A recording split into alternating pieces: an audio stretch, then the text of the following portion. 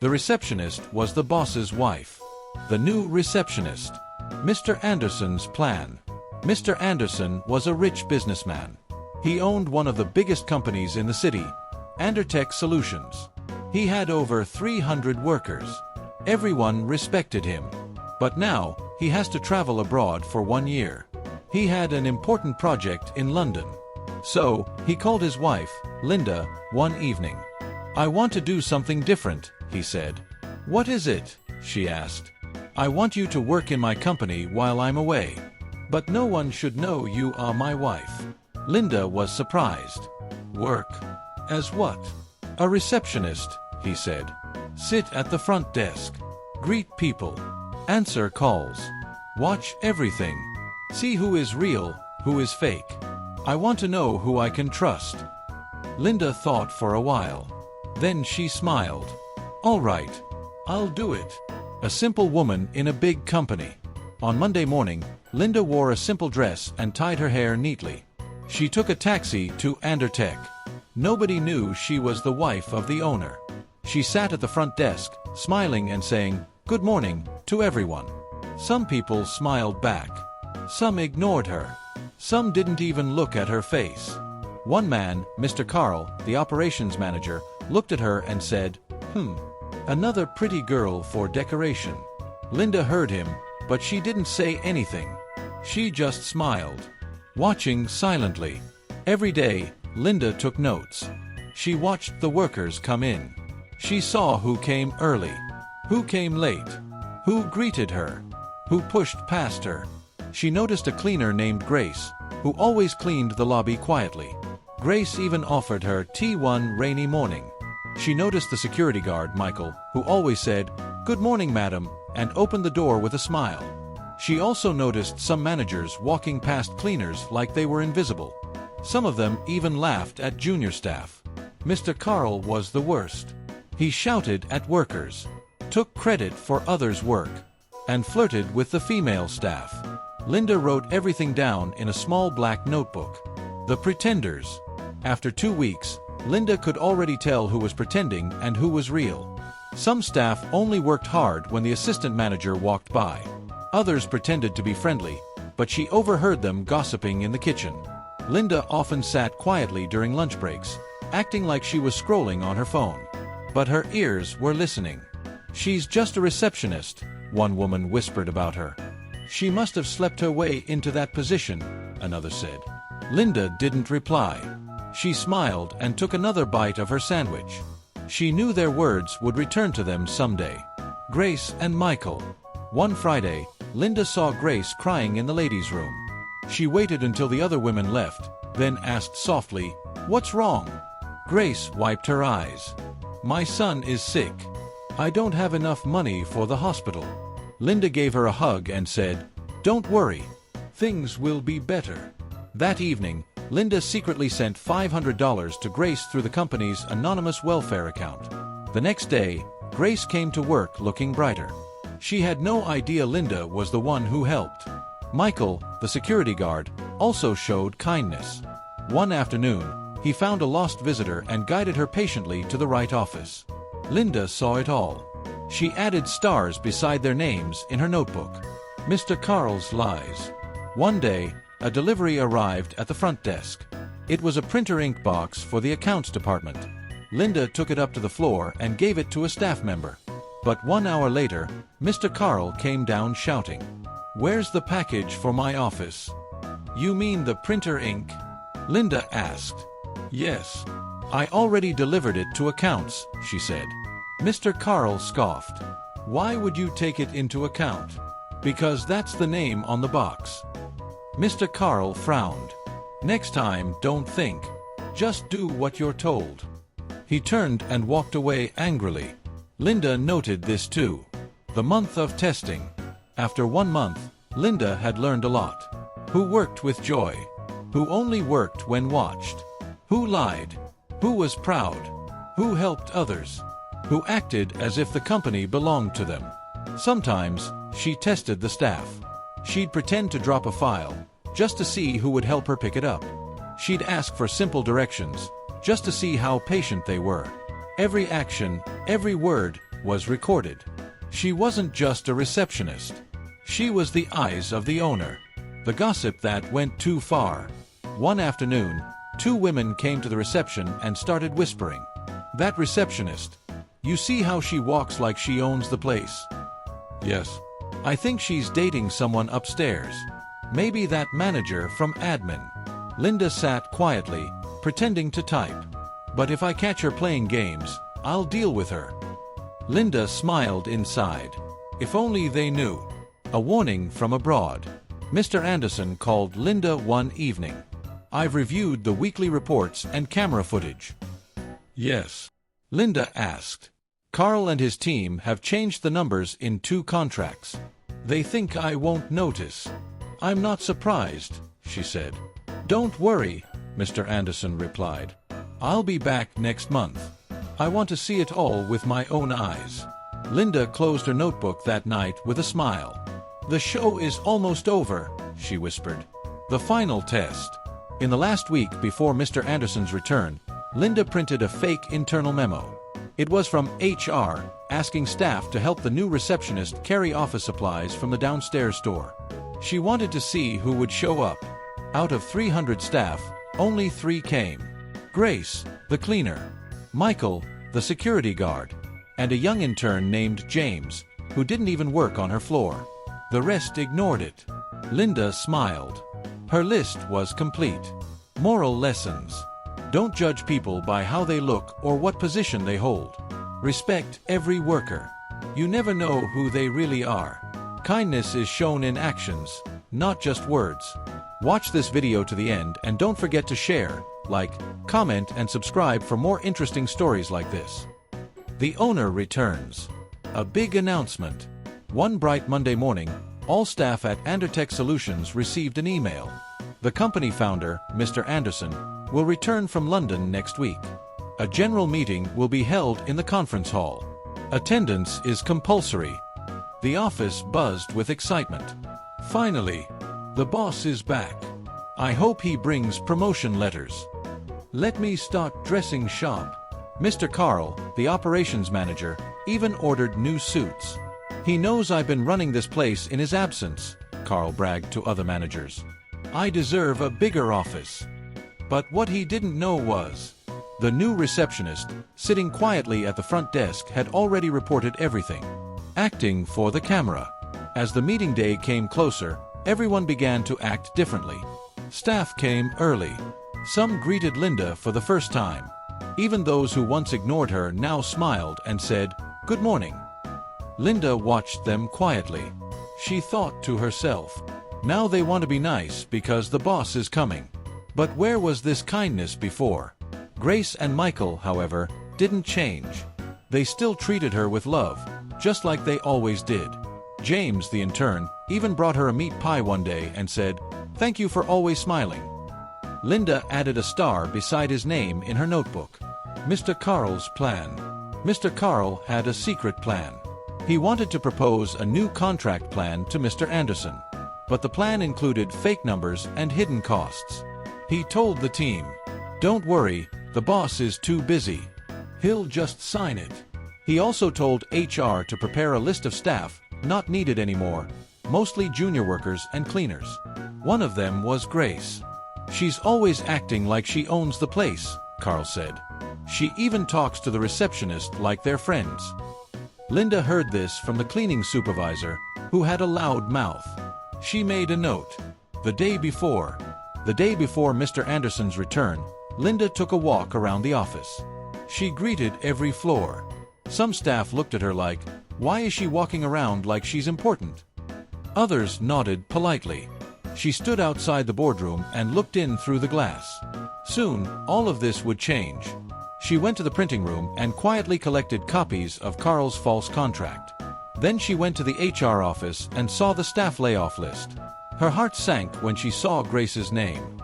"Just one more day," she whispered to herself. The meeting begins. The next morning, everyone wore their best clothes. The large conference hall was full. Over 300 workers waited. Mr. Anderson walked in, smiling, confident, dressed in a dark blue suit. People clapped. Some even stood. Carl stepped forward to shake his hand first. "Welcome back, sir," he said with a wide smile. Mr. Anderson smiled and said, "Thank you, Carl. We'll talk soon." He walked to the front of the room and took the microphone. "Thank you all for your hard work while I was away," he began. "But I've been here all along." People looked confused. "I was watching everything, through someone very close to me." The shocking truth. Mr. Anderson turned and pointed to the front row. "Please welcome the woman who worked among you, observed everything, and reported directly to me." The crowd turned. Linda stood up from her seat, still in her receptionist uniform. Everyone gasped.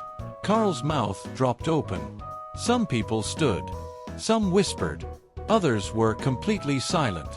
"Yes," Mr. Anderson continued, "this woman, who many of you ignored, insulted, or treated like she was nobody, is my wife."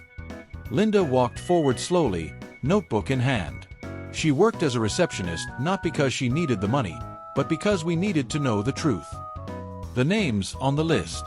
Linda opened her notebook. She spoke clearly and slowly. "I have watched for 5 months. I have seen the proud, the lazy, the fake, and the sincere." She read names. Michael, security, respectful, hardworking, always helpful. Grace, cleaner, humble, caring, never rude, not once. James, intern, honest, gentle, quiet but helpful. Then she paused. "And then, there are names like Mr. Carl." Carl looked up, shocked. "You changed figures in contracts. You shouted at the staff. You tried to sack loyal workers for no reason. You even said I was just a pretty face hired for decoration." Gasps filled the room. Rewards and punishment. Mr. Anderson took the mic again. "Let's start with rewards." He smiled. "Michael, from today, you are promoted to head of security operations with full benefits and a $1 million bonus." People clapped. "Grace, you will now serve as the company hygiene supervisor and receive a new salary package plus $1 million welfare gift." Tears ran down Grace's cheeks. "James, you are no longer an intern. You will join our team as a full-time staff member, with mentorship from senior staff." Then Mr. Anderson turned serious. "Mr. Carl, your services are no longer required." Carl tried to speak. I didn't mean..." But the guards were already walking toward him. Linda's final words. Linda took the mic one last time. "To all of you," she said, "remember this, the person you call just a receptionist may be the owner's wife." She looked around the room. "The way you treat those beneath you shows who you really are." She held up her notebook. "I was not angry when you laughed at me. I was not hurt when you ignored me. I was watching." Then she closed the notebook. "And now, the report is done." The room stood silent.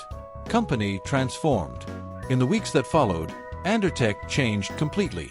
New posters were placed on the walls. Kindness is a higher rank than title. Respect everyone, even the ones with no office. HR introduced new staff behavior training. Grace helped train new cleaners. Michael became a respected voice in management. James created a new idea that helped the company grow even faster. As for Linda, she returned to her quiet life, but sometimes she visited the company wearing her receptionist uniform just for fun. People now greeted her with full respect, because they had learned, you never know who's watching. Moral lessons too. Power is not always loud. Sometimes it's sitting at the front desk with a smile. When you treat everyone with respect, you'll never be embarrassed later. Those who do wrong in secret will always be exposed in public. Watch this video to the end and don't forget to share, like, comment and subscribe for more interesting stories like this. From Folktale Flame. A company reborn after the storm. After Mr. Carl was removed from his position, the office felt different. People were no longer whispering in corners. They were now watching themselves. There was a new feeling in the air, a mix of fear, respect, and change. No one wanted to be the next name in Linda's little black notebook. But Linda wasn't interested in revenge. She had done what needed to be done. Now it was time to rebuild. The new rules. A week later, Mr. Anderson introduced the 4 golden rules at a new staff orientation. 1. Respect everyone, regardless of position. 2. Be honest, even when no one is watching. 3. Help those around you. Don't step on them. 4. If you're not kind, you're not welcome here. He placed Linda's notebook in a glass case in the main lobby. Beside it was a sign. This notebook changed a company. Not because of its words, but because of the eyes that watched in silence. From that day, everyone knew Undertech was not just a company, it was a mirror of who you were when no one important was looking. Michael, the mentor. Michael, the once quiet security guard, now had his own office. He trained new security staff not just in guarding the building, but in guarding values. I was once the man outside the door, he told them. And now I'm here because I kept my heart clean. He often ended his training with this. Always say, "Good morning." You never know if the person you greet is the boss's wife. Grace's second chance. Grace was now in charge of all hygiene workers in the company. She walked taller. Her son was back in school. She even saved enough money to start a small side business selling lunch packs. But she never became proud.